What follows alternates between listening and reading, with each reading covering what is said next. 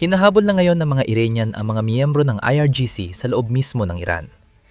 Talagang namamatay na ang ekonomiya ng Iran sa harap ng ating mga mata dahil sa blockade ng US. At ngayon, nawawala na rin sa mga elitista ng Iran ang pera na itinago nila sa mga account sa bangko sa ibang bansa. Kakailan lang nablunsad ang kagawaran ng pananalapi ng US ng bagong operasyon, Economic Fury, na hindi inasahan ng Iran. Talakayin natin lahat, simula sa mga Iranian na hinahabol ang IRGC members. 2 gabi ang nakaraan. Ang kilalang base commander na si Mohammed ay pinagsasaksak ng 14 na beses at napatay ng marami malapit sa Tehran. Tila, nasasaksihan natin ang pag-usbong ng mga Iranian na sila mismo ang kumikilos. Kinumpirma ito ng miyembro ng IRGC kagabi dahil maraming car bomb ang sumabog sa iba't ibang bahagi ng Tehran, kasabay ng asasinasyon. Sa una, nalito ang media sa mga bombang ito dahil di namin alam kung car bomb ang sumabog o muling pag-atake mula sa mga puwersa ng US o Israeli. Dahil gaya ng alam ninyo, may umiiral na tigil putukan. Pero hulaan ninyo kung ano ang nangyari. Isang commander ng IRGC bases ang naglabas ng video na nagkumpirma na mga car bomb ito na pinasabog ng mga kalaban ng rehimen. Mga kalabang elemento ang tawag sa kanila ng Islamic Republic. Pakinggan ninyo ito.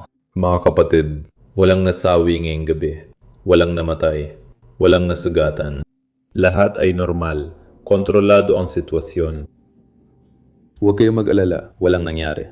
Wala talagang nasawi o nasugatan. Ayos lang ang lahat. Mga kapatid, ingatan kayo ng Diyos. Narito ang ilang bagay na ipinapahiwatig nito. Una, malinaw na may grupong lumalaban sa loob ng Iran at lalo pa silang nagiging aktibo. Pero wala pa ring mga protestang tulad nung Enero. Dahil patuloy na pinapatay ng rehimeng Iranian ang internet. Takot ang rehimeng ito na maulit ang nangyari nung Enero. Kaya ayaw nilang magkaisa at mag-usap ang mga tao. Pati makipag-ugnayan ng mga Iranian sa labas ng bansa. Mahigit 1,100 oras nang walang internet. 47 araw na habang nire-record ko ito. Sa panonood din niya ng video, lampas 48 araw na. Mahigit 70 milyon ang tuluyang nawalan ng koneksyon sa mundo. Hindi pa natin ito naranasan dati. Ang 48 araw na shutdown ang pinakamahabang internet shutdown sa makabagong kasaysayan. Sa palagay ko, dahil wala pa namang internet noon, ito na ang pinakamahaba sa kasaysayan. At sa gitna ng lahat ng ito, lalo pang tumindi ang paghihigpit ng rehime. Patuloy pa rin ang mga pagbitay at araw-araw ay dinadakip nila ang 12-12 ng tao. Marami pa. Dahil lang sa pagpuna sa kanilang rehimen. Kinukumpiska pa nga nila ang lahat ng ari-arian ng mga taong ito dahil lang sa pagpapahayag ng kanilang salobin na hindi sila sang-ayon sa digmaang ito. Pero sa kasamaang palad para sa IRGC, mas maraming tao ang mabilis na magpapakita ng hindi kasiyahan. May namumuong sakunang pang-ekonomiya sa Iran. Ipapakita ko sa iyo ang ibig kong sabihin gamit ang mga babala mula mismo sa gobyerno. Nagbabala sa gobyerno ang Bangko Sentral ng Iran na maaring abutin ng 12 taon ang pagbangon mula sa digmaan. Mula nang magsimula ang blokeyo ng US, halos nawala na ang kita ng Iran mula sa langis. At yan ang kita na labis na inaasahan ng rehimen. At pati na rin ang pagkawala ng internet na pinag-usapan lang natin ay nag-aalis din ng pera mula sa ekonomiya. Paano makakagawa ng transaksyon ang mga tao? Paano makaka-order online? Magagamit ang credit card? O makakapunta kahit saan ng mga tao kung walang internet connection? At mukhang hindi rin ito gaganda sa lalong madaling panahon. Tingnan mo ang inilabas kahapon ni Admiral Brad Cooper na ipatupad na ang pagharang sa mga pantalan ng Iran habang nananatiling dominante ang US sa dagat ng gitnang silangan. 70% ng ekonomiya ng Iran ay umaasa sa internasyonal na kalakalan sa dagat. Sa loob ng wala pang 36 na oras mula nang ipatupad ang pagharang, ganap nang napahinto ng puwersa ng US ang kalakalang papasok at palabas ng Iran sa pamamagitan ng dagat. Literal na nasasakal ang ekonomiya. Ngayon, gusto ko lang ipaalala na napag-usapan natin na limitado lang ang ekstrang kapasidad ng Iran sa pag-iimbak ng langis. Ibig sabihin, kaunti lang ang bakanteng imbakan nila para sa langis na nakukuha nila. Mahalaga ito kasi dahil sa blockade, hindi na may lalabas ng Iran ang langis.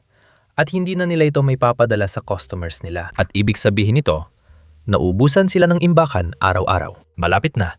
Dapat na magdesisyon ang rehimen kung isasara nila ang mga oil field, ibig sabihin ay ititigil ang pagbumba ng langis. May pangmatagalang epekto yon dahil kapag isinara ang oil field na tumatakbo sa buong kapasidad, 5 to 10% ng langis ay hindi na makukuha. May teknika na dahilan kung bakit napapasok ng tubig ang langis kapag pinatay mo ito.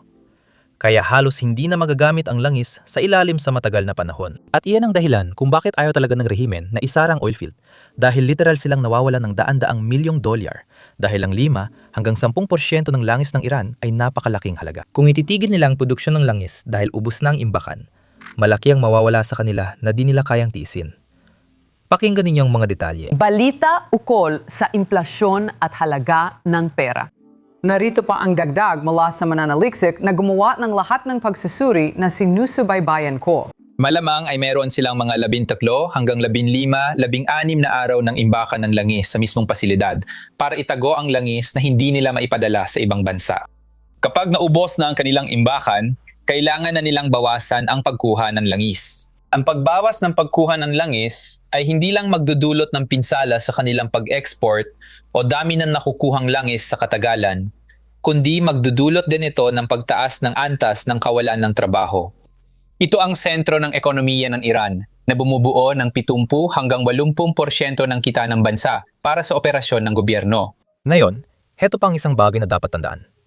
Nung naganap ang Islamic Revolution noong 1979 at 79, isa sa mga pangunahing dahilan kung bakit bumagsak ang gobyerno ng Shah ay dahil nung huling bahagi ng 1970 at 70, walo tumigil ang produksyon sa mga oil field at hindi nagtagal pagkatapos noon, tumigil na rin ang pag-export palabas ng bansa. Huminto ang pasok ng pera, kaya nawala sa kontrol ni Shah ang sitwasyon. Pagsapit ng kalagitnaan ng Enero, kinailangan niyang tumakas palabas ng bansa at hindi na bumalik. Si Khomeini ang namuno at nagtatag ng Islamic Republic. Ngayon, posibleng may kahalintulad na mangyari. Kung matagal na tumigil ang pagpasok ng kita mula sa langis, paano babayaran ng rehimen ang mga miyembro ng IRGC? Paano nila babayaran ang mga miyembro ng Basij? Paano nila babayaran ang mga matatandang manggagawa sa mga oil field? Yung malaking infrastruktura na ginawa nila, alam niyo ba? Biglang titigil ang daloy ng pera. May ibabahagi ako sa inyo. Kung interesado kayo sa kasaysayan ng Iran at mga aral na kaugnay sa kasalukuyan, alam niyo ba, gumawa kami ng isang serye ng podcast na may maraming bahagi kung saan ipinaliwanag namin ng detalyado kung paano napuntang Iran sa kinalalagyan nito ngayon. At bumalik kami hanggang sa huling bahagi ng ika-19 na siglo, hindi lang nung 1970. Kung interesado ka sa ganung podcast, i-click lang ang card sa itaas o tingnan ang mga podcast link sa ibaba ng description. Ngayon, tuloy tayo sa balita ngayon. Sa kabuuan, 10 barko ng Iran ang nagtangkang makalusot sa harang ng US at sa bawat pagkakataon ay nabigo sila. Gusto ko sa kwentong ito na ang Central Command mismo ang nagbibigay ng play-by-play na update kung paano nila hinaharang ang mga barko ng Iran. Pakinggan mo ang inilatala nila kahapon. Tinangka ng barko ng Iran na dumaan ng dikit sa baybayin para makalusot papuntang Indian Ocean, posibleng patungong China para ibenta ang langis nito. Dito matagumpay na naitaboy ng USS sa Prince ang barko at napilitan itong bumalik sa Iran. Alam mo na, walang pumapasok, walang lumalabas. Hindi pa rin sapat ang lahat ng ito para sa naghihingalong ekonomiya ng Iran. Naglunsad ang US Treasury Department ng bagong operasyon kasamang Epic Fury at may kakaiba itong pangalan, Economic Fury. Bago natin talakayin kung ano talagang operasyong ito at kung paano nito pinapahirapan ng kaban ng rehimen, isang mabilis na paalala lang na pindutin ng like at subscribe button sa ibaba. Malaki ang tulong ito sa amin sa algorithm at sa pag-abot ng mas maraming tao para manatiling updated sa balita. Ngayon, pag-usapan natin ang Operation Economic Fury. Teora, ito ay tungkol sa pagpapanatili ng pinakamatinding presyon sa ekonomiya ng Iran. Ang mga institusyong pinansyal, partikular na ang mga bangko sa buong mundo, ay binigyan ng babala, lalo na kung sila ay may kinalaman sa ilegal na pera ng Iran. Nagbabala ang US Treasury Department sa mga bangko sa mundo na magpapatupad sila ng sekundaryang sanksyon sa sinumang sumusuporta pa rin sa aktibidad ng Iran. Mas mahalaga, itong susi. Ang pansamantalang pahintulot na nagbigay daan sa pagbebenta ng langis ng Iran na naipit sa dagat. Mag-expire na yan sa ilang araw at sabi ng US Treasury Department, hindi na ire-renew. Ibig sabihin, tapos ng pagpapaganang parusa na nabanggit natin nung isang buwan. Mawawala na yan at mas mahirap na sa mga Iranian ang pagbenta ng langis. Kaya maghanap na kayo ng bibili ngayon. Kahapon, nang magsimula ang operasyong ito, nagpadala ang US Treasury Department ng mga liham diretso sa mga bangko sa China, Hong Kong, UAE at ilang bansa sa gitnang silangan. Lumala lang sitwasyon sa Iran dahil sila mismo ang dahilan. Inaatake pa nila ang mga bansang Gulpo na wala namang kaugnayan sa digmaan. Hindi nila binigyan ng pahintulot ang Estados Unidos na gamitin ang kanilang himpapawid.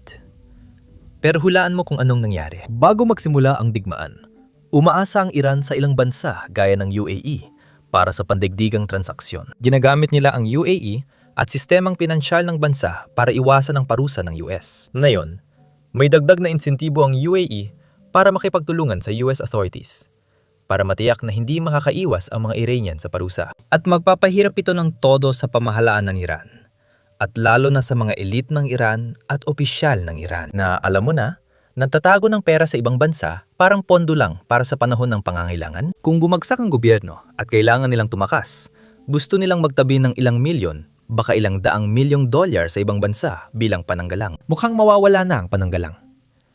Heto pang detalye, Hills. Makinig kayo. Sa palagay ko, mali ang paglalarawan na yan. Kahapon, inanunsyo namin ang Operation Economic Fury at kami. Mahigit 1 taon na naming pinairal ang maximum pressure sa mga Iranian kapwa sa pagpigil ng mga bayad papasok sa estado ng Iran at sa pagtugis sa mga account ng IRGC.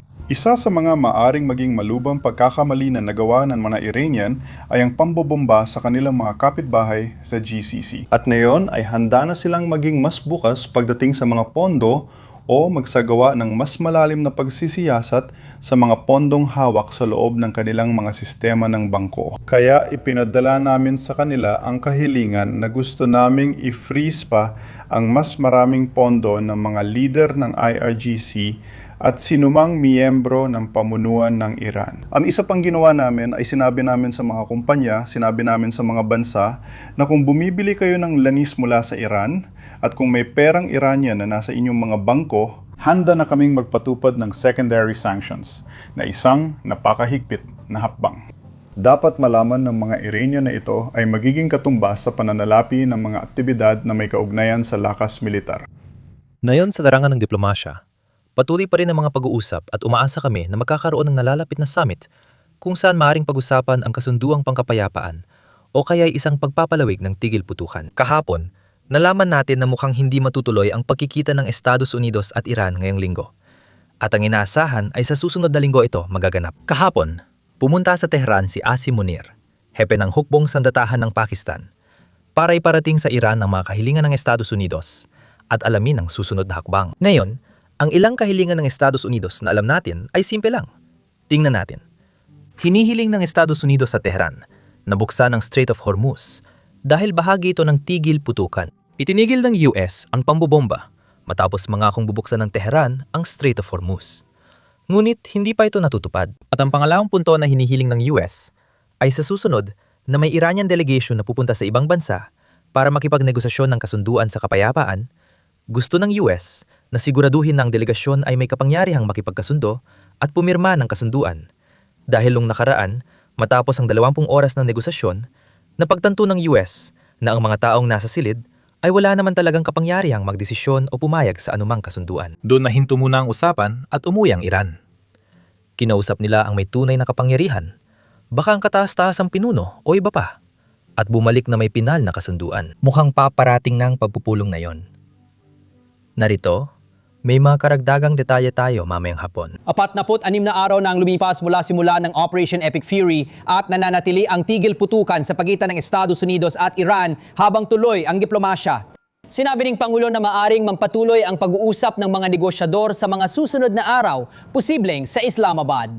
Sa Fox News, binanggit niya ang limitadong epekto ng digmaan sa ekonomiya at sinabing malapit nang matapos ang labanan. Dumating ang pahayag ng Pangulo habang sinasabi ng mga Iranian na tuloy pa rin ang palitan ng mensahe ng magkabilang panig. Ang palitan ng mga mensahe ay nagpapatuloy mula pa nung araw na bumalik sa Tehran ang delegasyon ng Islamiko Republika ng Iran hanggang sa kasalukuyan. Maraming mensahe ang naipagpalitan sa tulong ng Pakistani na tagapamagitan. Napakalinaw ng aming mga posisyon kapwa doon sa panahon ng negosasyon at sa mga palitang iyon ng mensahe. Nagbigay ng pahayag ang tagapagsalita ng Iranian Foreign Ministry habang patuloy na hinaharangan ng US Central Command ang mga pantala ng Iran gamit ang mahigit 12 barko. Ipinaliwanag ni Admiral Brad Cooper, commander ng CENTCOM, na naipatupad na ang pagharang sa mga pantala ng Iran at nananatiling nangingibabaw ang puwersa ng US sa dagat sa gitnang silangan. Tinatayan 70% ng ekonomiya ng Iran ay umaasa sa internasyonal na kalakalan sa dagat. Sa loob ng wala pang 36 na oras mula nang ipatupad ang pagharang, ganap nang napahinto ng puwersa ng US ang kalakalan papasok at palabas ng Iran sa pamamagitan ng dagat. Ayon sa Fox, libong dagdag na puwersa ng US ang papunta sa rehiyon. Karamihan ay sakay ng USS George H.W. Bush Aircraft Carrier Strike Group. Ngayon, isinasagawa na ang mga diplomatikong hakbang, ngunit nagpapatuloy pa rin ang mga paghahandang militar habang mas marami pang transport at kargamentong eroplano ang dumarating sa gitnang silangan araw-araw.